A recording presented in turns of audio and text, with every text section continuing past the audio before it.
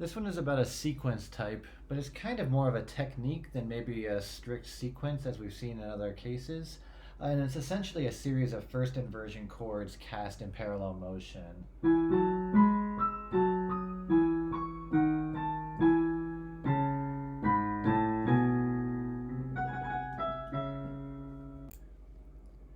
Essentially what we're going to see in this case is a bunch of chords that are going to be non-functional because they're all going to be essentially first inversion chords, and the idea is just moving them in stepwise motion.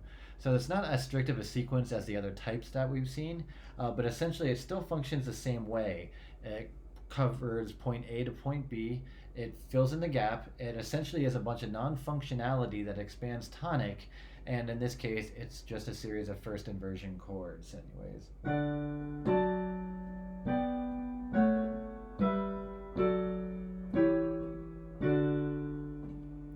And you notice that the interval of a 6, or we're talking about a 6-3 chord that's going on the entire time.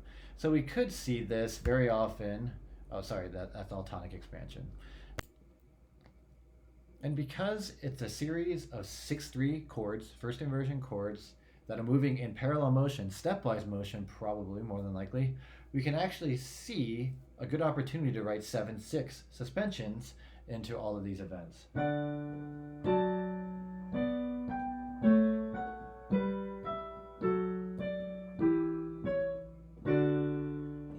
Roman numerals haven't changed, still all tonic expansion, but you can see this series of suspensions where we have preparation as a chord member, then suspension as a dissonant suspension pitch, a seventh, and then the resolution into consonants. And notice how we create, this is a good way that composers can create a series of chain suspensions where we see an overlapping occurring, almost like an elision between the resolution of the previous thing and the preparation of the next thing. So we can see this chain of suspensions happening. And because these are all 6-3 chords, we could also have a series of 4-3 suspensions occurring at that same level with the same concept in mind.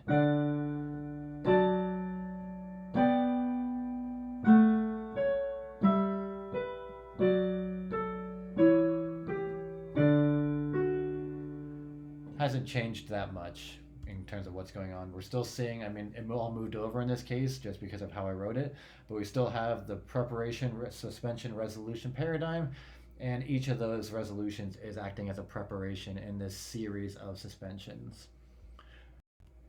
So then, real quick, what is a 6-3 chord sequence? Well, it's a series of first inversion chords that are cast in parallel motion. It's a non-functional progression, so it still functions as a sequence, and it still has a pattern to it. But usually we're not as concerned about LIPs in this case.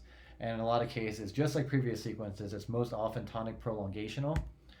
And we do allow a suspension chain to occur with this sort of sequence type. 7-6 or 4-3 suspensions are possible. I guess 9-8 is also possible, but I wouldn't suspect it. The bass suspension 2-3 is definitely possible, given that it is also participating in that sort of third that a 6-3 chord offers us.